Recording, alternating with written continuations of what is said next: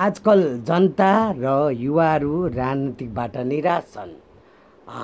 यहाँ अब अङ्कल हुनुहुन्छ, यहाँ बुवा हुनुहुन्छ है। उहाँहरूले चाहिँ राजनीतिक र समाजमा चाहिँ धेरै समय बिताउनु भएको छ। उहाँहरूलाई केही कुराहरू सुन्न मन छ र सुनाउन मन छ है। अनि एकछिन चाहिँ रहनुहोला। अङ्कल, तपाईँको दृष्टिकोणमा चाहिँ अहिले कुन कारणले चाहिँ यो राजनीतिकको उथल पुथलहरू मानिसहरू निराश चाहिँ किन छन् राजनीतिकबाट? यो राजनीतिबाट निराश हुने कारण स्वयं राजनीतिक दलहरू नै हुन्। हजुर। किनभने सुरुमा स्टार्टिङ हुँदाखेरि हामी भनेको 2023 सालदेखि राजनीतिमा लागेको। 2025-26 तारिक गते 2025-26 सालतिर नेपाल क्रान्तिकारी सङ्गठन मोरङ, नेपाल क्रान्तिकारी सङ्गठन मार्क्सवादी लेनिनवादी मोरङ भनेर खोलेर हामीले सङ्गठन निर्माण गऱ्यौँ। त्यस सङ्गठनले विभिन्न काम गरे। सिपिआइएमएल इन्डियाका पार्टी, सिपिआइएमएल मार्क्सवादी लेनिनवादी पार्टीलाई सहयोग गर्ने, तिनीहरूलाई किताबहरू पुर्याउने। त्यो किताब पुर्याउने क्रममा हाम्रा सिंहेश्वर पासवान पहिलो एकजना शहीद थिए, मजदुर साथी थिए, तिनी पक्राउ परे, तिनी त्यहाँ के अरे अररिया जेलमा मारिए। पछिबाट हामीले के अरे यो अरुण सिनेमामा जुन के अरे सिनेमा चलाएको थियो, चीन विरोधी सिनेमा थियो, त्यो चीन विरोधी सिनेमामा पनि हामीले आगो लगायौँ होइन। र त्यसको बारेमा हामीले प्रचार पनि गऱ्यौँ होइन। त्यो प्रचार गर्ने क्रममा खगेन्द्र राई र राजेन्द्र वैद्य भने दुईजना पक्राउ परेका थिए। पछि राजेन्द्र वैद्य 2.5 वर्षपछि छुटे। बिचैमा खगेन्द्र राई पनि मारिए। त्यसैमा अब मार्ने कारण विभिन्न होला, उनको स्वास्थ्य पनि ठिक नभएको होला, तर सरकारको हातमा हुँदाखेरि त उसले ठिक पार्नु पर्यो। जे होस्, उनी शहीद भए त्यहाँ। त्यसरी चाहिँ गएको हो होइन। अब के अरे झापामा जुन विद्रोह भएको थियो, त्यो विद्रोह 27-28 सालदेखि विद्रोह भएको थियो। त्यो विद्रोह गर्दै आउँदाखेरि चाहिँ अब केपी ओली, सिपी मैनाली, केपी ओली, के अरे मोहनचन्द्र अधिकारी लगायत होइन। अब के अरे तपाईँलाई के अरे एकदिन सेलाओस् न होइन। तपाईँलाई के अरे त्योभन्दा राधाकृष्ण मैनाली होइन। अनि त्यसमा रामकृष्ण के अरे रामनाथ दाहाल लगायतका धेरै मान्छेहरू त्यहाँ चाहिँ सम्मिलित थिए। त्यतिखेर बहुत ऊर्जापूर्ण तरिकाले काम गर्दै थिए।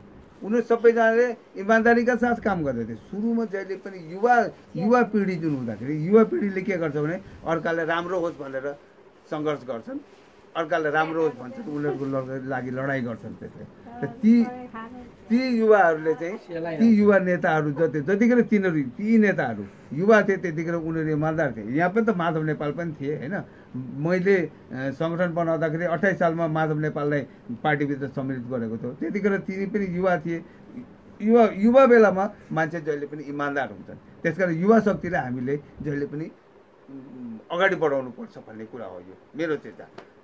अब यो जति पुरानो हुँदै गयो, विदेशीहरूले साँठगाँठ गरे, विदेशीहरूले आए, उनीहरूले चाहिँ यो नेता ठिक छ, यो उसलाई तिमीलाई सहयोगको नाममा उसलाई सहयोग गर्ने, हामी पैसा दिन्छौँ, खर्च गर्नु। भारतीयहरूले नै त्यस्तो पैसा दिन्छ। किन हाम्रो नेकपा माले हुँदाखेरि त्यतिखेर भारतबाट चाहिँ सिपी मैनालीलाई पनि पैसा दिने, तपाईँ भारतमा आएर केही सहयोग चाहिन्छ, हामी तपाईँको सहयोग चाहियो हामी गरिहाल्छौँ भनेर उनीहरूले छोडेका हुन्। तर अन्य नेताहरू कतिपयले भारतको सहयोग पनि लिए होइन। मोहनचन्द्र अधिकारी ठिक थिए, बरु मोहनचन्द्र अधिकारी बरु मैले गरेँ के अरे आन्दोलन गरेँ, झापा विद्रोह उठाएँ होइन, मेन इलेक्सन मान्छे मार्ने काम पनि भयो होइन। तर त्यो चाहिँ वास्तवमा गल्ती देखियो, जनताहरू साथ नदिने रहेछन् भन्ने अब उनको आफ्नो सोच भयो, बेग्लै कुरा होइन। उनी चाहिँ अलि निराश भए त्यो ठाउँमा पुग्नुभयो। तर हामीहरू चाहिँ सङ्घर्ष गर्दै गयो। म पनि एक ठाउँमा गएर म पनि सम्पर्कविहीन भएँ। यहाँ के अरे मोरङको जुन सङ्गठन निर्माण गर्दाखेरि सम्पर्कविहीन भएँ। मैले चाहिँ त्यहाँ मोरङमा अर्को मान्छेलाई सचिव पद मैले आफ्नोबाट अर्को मान्छेलाई जेमा लगाएँ। ती माधव नेपाललाई पनि के अरे झापा सङ्घर्षसँग एकजुट गराएर सम्पर्क गराइदिएँ। त्यस अनुसारले उनीहरूले अगाडि बढे गरे। म बाहिर गएको अवस्थामा म सम्पर्क भएँ।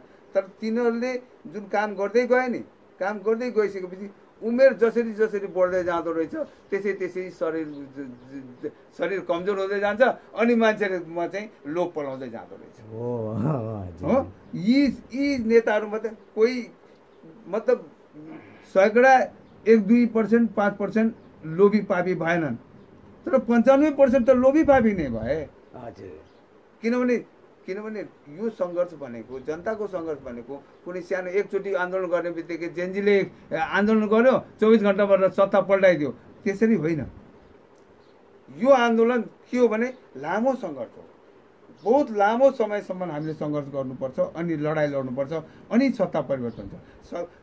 राजनीतिक के अरे सिद्धान्त विचार जुन छ नि, मैले आफूले मात्रै बुझेर यो देश परिवर्तन हुँदैन होइन। यो देशलाई परिवर्तन गर्दाखेरि आम जनताको विचारमा के अरे बढ्नु पर्यो। उनीहरूको आम विचारले चाहिँ यो देशको परिवर्तनको कुराहरूलाई बुझ्नु पर्यो, जान्नु पर्यो, अनि मात्रै राजनीतिक क्रान्ति सफल हुन्छ होइन। चीनमा राजनीतिक क्रान्ति सफल भयो, त्यो सफल भयो त 1921मा उनीहरूको पार्टी गठन भयो। 1949मा उनीहरू पार्टी के अरे आजाद भयो चीन होइन। कति वर्ष लागेर? 28 वर्ष। 28 वर्षको समयमा हामी त यहाँ 30-40 वर्ष कति वर्ष भइसक्यो आजसम्म। हामी 46 सालदेखि मान हुन त 2007 सालदेखि 2006 सालदेखि कम्युनिस्ट पार्टी गठन भयो, त्यतिखेर त लडाइँ लड्दै आएको छ होइन। आज 2082 साल भइसक्यो, अहिलेसम्म छाँटकाँट देखिँदैन। अहिलेसम्म झन् बिग्रेको जस्तो लाग्छ। तर म चाहिँ के जान्दछु भने केही चिज बिग्रेको छैन। मान्छेले यो देश अझ कतिले भन्छ नि यो देश 10 वर्ष 20 वर्ष पछाडि सरिसक्यो, 30 वर्ष 50 वर्ष पछि सर्यो। तर मेरो जवाब के हो भने यो देशमा जसले पनि आन्दोलन गरिरहेछ होइन, नयाँ नयाँ किसिमको आन्दोलन आउँछ र आज आएर जेनजीको आन्दोलन 24 घन्टामा पुरा हुने खालको आन्दोलन पनि भयो होइन। त 200 वर्ष पहिले जुन आन्दोलन गर्थे त्यति पछाडि हाम्रो देश पछाडि सरेको हो र।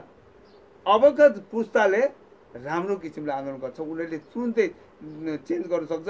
र यसमा यो बिग्रियो ऊ बिग्रियो भन्ने खालको कुराहरू छ। कतितिर आगो लगाएर सबै हाम्रो होइन चलाएको छैन जति होइन। त्यो जुन के अरे जेनजीले जुन आन्दोलन गरे भोलि यिनीहरू तुरन्त त्यतिखेर बनाउँछ क्या। कुनै चिज बिग्रियो भने जस्तो इतिहासका कुराहरू बिग्रियो अरे, इतिहास बिग्रेको त धेरै मान्छे धेरै इतिहासहरू माटो मुनि लुकेका छन् नि, त्यो माटो मुनिबाट निकाल्दैछ नि इतिहासले मान्छेले। त्यो नयाँ इतिहास बनाउँछ। यसको यो इतिहास यस्तो छ, यो देशको इतिहास यो छ, अर्को देशको इतिहास यो छ। विभिन्न खालको इतिहासहरू चाहिँ सरकारले के अरे पुरातत्व विभागहरूले निकाल्ने गरेका छन्। त्यस कारण त्यो इतिहास मेरो गयो भने त्यो चिन्ता नगर्नु। मेरो के अरे अदालतमा थिए बदमासहरूको फाइल थियो होइन। त्यो फाइल मानौँ न, अब कसैले के भन्यो भने रवि लामी छानेको फाइल थियो, त्यसलाई डराउनको लागि अदालतमा छानिकन त्यसलाई जलाइयो। के अरे ओलीको फाइल थियो, त्यसलाई छानिकन जलाइयो। प्रचण्डको फाइल थियो, त्यसलाई छानिकन जलाइयो होइन। के अरे काङ्ग्रेसहरूको पनि त्यस्तै फाइल थियो, त्यो छानी जलाइयो। तर त्यो जलाओस् न, केही मतलब छैन। अदालत उसको आपराधिक क्रियाकलापहरू अदालतमा बाक्समा बन्द गरेर ऊ चाहिँ अपराधी साबित हुन्छ भन्ने छैन। मतलब छैन मलाई। जनताको आँखामा त ऊ अपराधी छ नि। आज तेरो कागज जल्यो, भोलि तेरो खैरियत छैन। भोलि जनता जुन दिन जाग्छ त्यतिखेर तँलाई त्यो कागजको भरमा तँलाई के अरे ऊ त सजाय दिने होइन। उसले आँखाको भरमा यो मान्छे बदमास हो भनेर उसले त्यसको भरमा त्यसलाई सजाय दिन्छ। त्यस कारण यो कोही इतिहास कुनै पेक गएको छ, पछाडि गएको छ, यो भने बकवास हो। कसैले पनि ठुल्ठुला कुरा गर्छन्। अहिले तिम्रो बुवाले कुरा गर्दैन। अब यसरी के अरे भनौँ न लामो त्यो के अरे प्रोग्राम थियो विदेशी के अरे के भन्छ लामो समयदेखि यसलाई चाहिँ तयारी गरेर चाहिँ यसलाई चाहिँ उठायो, आन्दोलन उठायो। मैले भने केही पनि होइन। कुनै विदेशीहरू त्यत्रो कागजी बाघ हुन्, उनीहरूले केही थाहा छैन, केही मतलब छैन। यो 23 गतेको जुन आन्दोलन भयो त्यो आन्दोलन घरका बाबुआमालाई पनि थाहा छैन मेरो छोराछोरी कहाँ गए। उनीहरूले एकैचोटि बेलुका 4 बजे थाहा पाए मेरो छोरा के अरे गोली लागेछ। एकैचोटि थाहा पाए, आधी घन्टाभित्र गोली चल्यो, आधी घन्टाभित्र किन 10 मिनट 5 मिनट 10 मिनटमा त गोली चल्यो। 10 मिनटको गोलीमा 200 जना भुइँमा ढालियो, 14 जना ठाउँका ठाउँ मरे, अरू के अरे उसमा आएर हस्पिटलमा आएर मरे। तर त्यो जब घरको मान्छेलाई थाहा थिएन, कोही यहाँका मान्छेलाई यिनीहरूलाई के अरे त्यो ठाउँमा हामीले चाहिँ प्रोटेस्ट गर्न आएको भनेर मात्रै चिठी लेखाएको थियो नि सिडिओले पनि थाहा यत्रो ठुलो आन्दोलन हुन्छ भन्ने कुरा होइन। तब यो कुरा जुन छ, यो कुरा अरू विदेशी शक्तिहरूले चाहिँ यसलाई थाहा पाएर चाहिँ एउटा प्लानिङ गरेर काम गर्छ छैन। यो प्लानिङ भनेको कस्तो हुन्छ भने तिम्रो घरमा आज आगो लाग्यो नि, 10 जना मान्छे आगो निभाउन आउँछन् र 20 जना मान्छे यहाँबाट लुट्न आउँछन्। यही भएको यो देशमा 10 जना मान्छे आगो निभाउन आए र 20 जना मान्छे चाहिँ लुट्न आए होइन। कहाँ लुट्नुपर्छ, कहाँ के गर्नुपर्छ, उनीहरूले तुरुन्तै जे पनि गर्छन् नि। अब यो तरिका हो यहाँको, यो सबको यस्तै तरिका हो।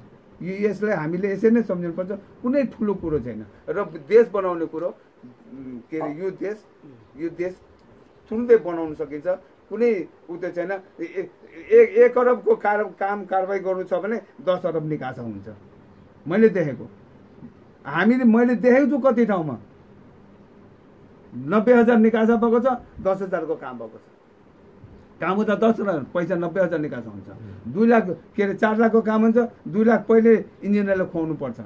तिनीहरूले कति पैसा पढाउँछ, कति के गर्छ, यस्ता कुराहरू धेरै। त्यो कमिसन खान नपाउने व्यवस्था एउटा भयो भने यो देश 1 वर्ष 2 वर्षमा त कहाँदेखि कहाँ पुग्छ। घुस खाएर नै यो बिग्रेको हो देश, भ्रष्टाचार गरेर नै बिग्रेको हो देश। त्यसकारण त्यसबाट चाहिँ यो भ्रष्टाचारीहरू, यिनीहरू बुढो भए यी नेताहरू, यी बुढो नेताहरूको काम छ। अबको देश चलाउने भनेको जेनजी त्यो नयाँ पुस्ताले चलाउनु पर्छ। जसरी त्यतिखेर 26-27 सालमा जसरी आएका थिए नेताहरू बनेर जुन हामी आएका थियो, हाम्रो पुस्ताहरू जुन आएको थियो त्यस बेलामा होइन, त्यतिखेरको जुन जोस जाँगर थियो त्यो जोस जाँगर मरिसकेका अर्को नयाँ मान्छे हाम्रो नाति पनातिलाई ल्याउनु पर्छ। त्यो पुस्ता हाम्रो नातिहरू अहिले मेरो पनि त्यो घरमा मेरो नाति 2टा नाति नै छ, एउटा नाति छ। यी जेनजी पुस्ता छ, उनीहरूको बेग्लै खालको कुरा छ। उनीहरू खुसी छन्, उनीहरू बेग्लै खालको कुरा छ। उनीहरूले केही सोच छैन यो कसरी बन्छ, कसरी बिग्रिन्छ, यो पछाडि के छ, यो मतलब छैन। जो पुराना मान्छे छ नि, आहा मेरो देश त बहुत बिग्रियो, यति नोक्सान भयो उता, त्यो नोक्सानको के पीडा गर्छ, केही पीडा गर्नु पर्दैन। सबै बनाउँछन् नयाँ पुस्ताले, नयाँ पुस्ताले बनाउँछ। यही हो मेरो कुरा। यो बिगारेको भनेको यो पुरानो पुस्ता भएर उमेर दराज पुरानो पुस्ताहरूले, यी लोभी पापीहरूले यो बिगारेको। ती दलहरू सबैले पाखा लगाउनु पर्छ। अबको चुनाव जुन आइरहेछ, कसै गरेर छिटोभन्दा छिटो चुनावलाई यिनीहरूले पछाडि सार्न खोज्दैछन्। पछाडि सारियो भने यो देश फेरि उनीहरूको हातमा जाने सम्भावना बढी हुन्छ। जति छिटो उसलाई चाहिँ उनीहरूले यो चुनावमा उठ्नै दिनु हुँदैन, कहीँ बोल्नै दिनु हुँदैन। ती नेताहरू, ती भ्रष्टाचारीहरूलाई बोल्न नपाउने, खबरदार चुप। जन कारवाही गर्नुपर्छ उनीहरूमाथि। आम जनताले जन कारवाही गरोस् न ठाउँमा। जसरी आज गाउँको कुना कुनामा चाहिँ यो जेनजी पुस्ताको बेलामा आन्दोलन 24 गते जसरी देशका कुना कुनामा जसरी आगो लगाए, जसरी उनीहरू अगाडि आए, त्यही अनुसारले अबको चुनाव सम्बन्धमा यिनीहरू चाहिँ अगाडि आएकै गर्नुपर्छ। यिनीहरूलाई टाउको उठाउन दिनु हुँदैन यी नेताहरूलाई। यसका नाम लिने जति गर्नु हुँदैन। आउँछ नयाँ पुस्ता आउलान्, त्यसैको नामबाट आउलान्, कति आउलान् होइन। नयाँ पुस्ताकोलाई पनि छानेर देऊला, नयाँ पार्टी गठन गरून्, आउलान्, नयाँ शक्तिहरू आउलान्। तिनीहरूले लिएर चाहिँ अगाडि बढ्नु, तिनीहरूले चाहिँ यो देशलाई बनाउँछ के, मेरो भनाइ यति छ। जेउस उहाँ अङ्कलको भनाइ पनि जेउस खुसी लाग्यो होइन, सुन्न पनि पायो। अब अघि बोल्दै एउटा कुरा विशेष, सरी अङ्कल हजुरको छोटो परिचय पनि दिनु पर्यो फेरि होइन, हाम्रो साथीभाइले पनि चिन्नु परेन। मेरो नाम विश्वनाथ भट्ट हो। म यहीँ विराटनगरमा 2009 सालदेखि जन्मेको 9 सालमा हो होइन। बिरानो मैले भनिगएँ पहिले नै 2023 सालमा देखि मैले राजनीति सुरु गरेँ। 25 सालमा सङ्गठन निर्माण गरेँ, त्यो पनि मार्क्सवादी लेनिनवादी सङ्गठन। त्यतिखेर अब थियो विराटनगरमा मनमोहन अधिकारी, भरतमोहन अधिकारी लगायतका कति कम्युनिस्ट पार्टीहरू थिए। त्यो कम्युनिस्ट पार्टीका नेताहरू थिए, तिनीहरूले गर्न खोज्दै थिए। तर त्यो हामीलाई मन परेन। हामी चाहिँ लहसी नै गएँ, इन्डियापट्टि लहस्यौँ। अनि त्यहाँबाट चाहिँ सिपिआइएमएल बाट चाहिँ चारु मजदारको राजनीति, चारु मजदारबाट जुन राजनीति हामीले पायौँ, त्यसले चाहिँ हामीले धेरै हाम्रो नेताको हिसाबले हामीले उसलाई देखायो। नेपालका पनि हामीले नेपाली भूमिमा नेपाली अनुसारले गऱ्यौँ, चारु मजदारको राजनीतिलाई हामीले सम्मान गर्छौँ। त्यस अनुसारले उहाँको कुराहरूलाई पनि हामीले अगाडि बढाउँछौँ र त्यति वर्षदेखि हामी यसैमा लागेका छौँ आजसम्म पनि। अब त्यो रेगुलरिटी भन्ने कुरो रहँदैन। तर जुन दिन यहाँ सम्पर्क भएन, रेगुलर भएन, त्यतिखेर म इन्डियामा भारतमा स्थित भाकपा मालेमा गएर काम गरेँ होइन। त्यसरी त्यहाँबाट फेरि यहाँ सम्पर्क भयो। अनि यहाँ अहिले पनि भाकपा मालेमा उता काम गरेको, यता नेकपा मालेमा म सम्पर्कमा रहेको छु। सम्पर्कमा त रहेछ।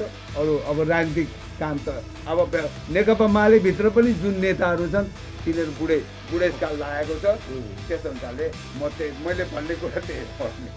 ल जोस् आज चाहिँ अब केही कुराहरू जो उहाँ अङ्कलबाट सुन्न पायो है।